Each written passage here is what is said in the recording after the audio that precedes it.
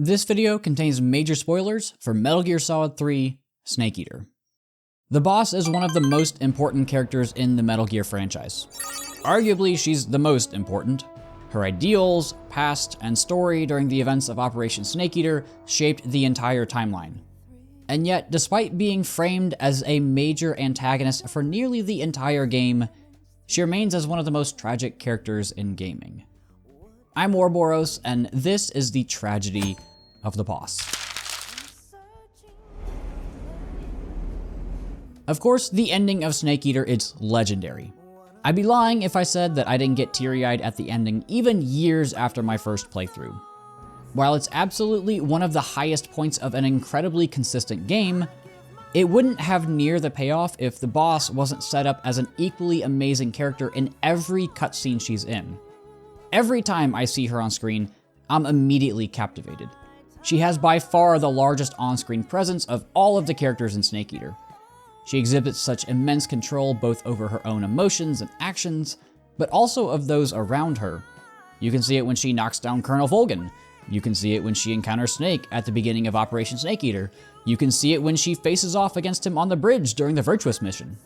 She feels in control of the cutscenes, which inherently makes her feel in control of the entire narrative. Like, she says what happens and what doesn't. And that makes her terrifying.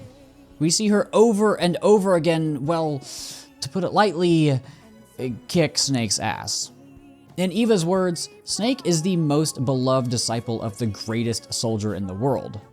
That title doesn't belong to some nobody. However, in reality, the boss wasn't really in control. As we hear in Eva's monologue in the ending, her life was forfeit the moment Volgin fired that nuke against his own countrymen. And this is the tragedy that really interests me. The boss was given the greatest mission: steal the Philosopher's Legacy and destroy the Shagohod. Again, Eva states that only a legendary hero like the boss could pull this off. It was to be her greatest mission, her magnum opus, and one that would cement her place in the redacted section of the history books. However, that legacy would escape her. She would not be given the honor of being remembered as a hero of the United States, but rather as a despicable traitor who unleashed a nuclear catastrophe. While her tombstone would title her as a patriot who saved the world, no one would ever come to know her sacrifice. That's her tragedy. She did everything for her country, whether it was on the beaches of Normandy or in the forest of the Soviet Union. She turned her back on her own comrades and, prior to the events of the game, even her own lover. Her determination and loyalty to the end were second to none, and all of it was ultimately for nothing. Her legacy would be one of disgrace. I know there are plenty of people who don't do things for recognition. That's perfectly fine, and I think there's value in acting for intrinsic fulfillment rather than external validation. But that's completely different than being known for the exact opposite of what you've done. That burden, the knowledge that you will forever be branded a monster, that your life will be over within a few days. I don't know many people who could handle that.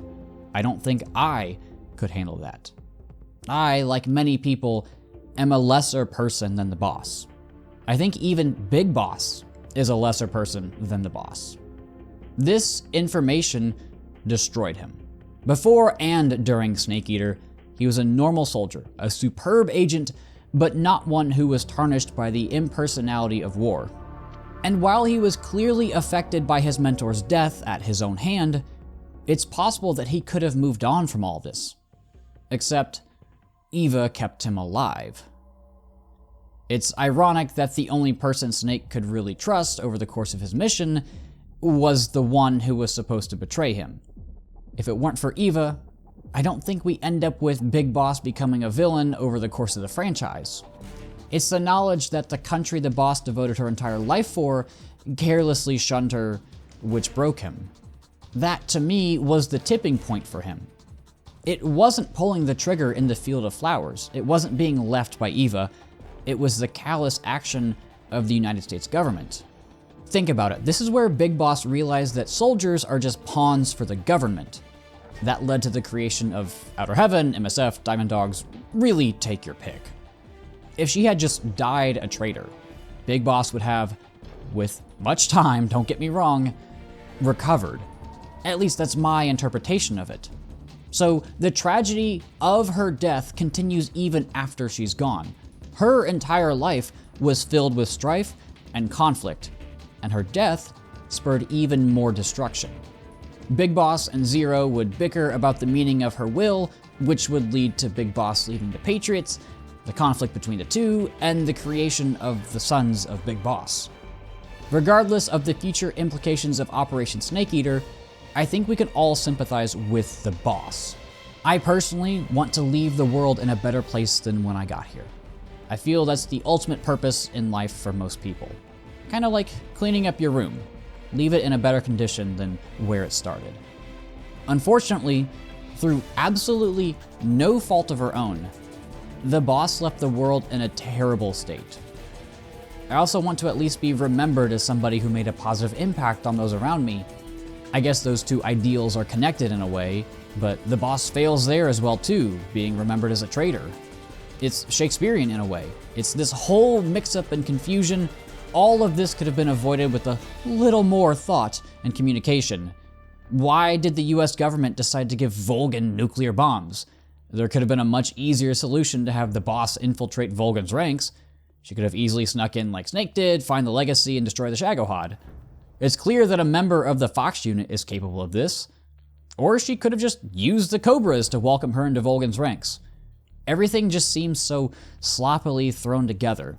Like the government just thought she could pull this off because she's the boss. In the end, they found a way to get what they wanted, at the cost of her life, of course. There's a lot of tragic moments in this series. I mean, the franchise is about war at the end of the day, plus happy endings aren't exactly Kojima's style. Before writing this video, I debated calling the boss an antagonist. However, I don't think that's really a valid term for her. To me, an antagonist is someone who opposes the protagonist, and while she does fight against Snake over the course of the game, she doesn't really fight against him. She still has the same goals as Snake, but because the mission requires it, they go about it in different ways. She even helps him escape by aiding Eva before the big chase sequence. Anyway, I think the tragedy of the boss can be boiled down into one word: legacy.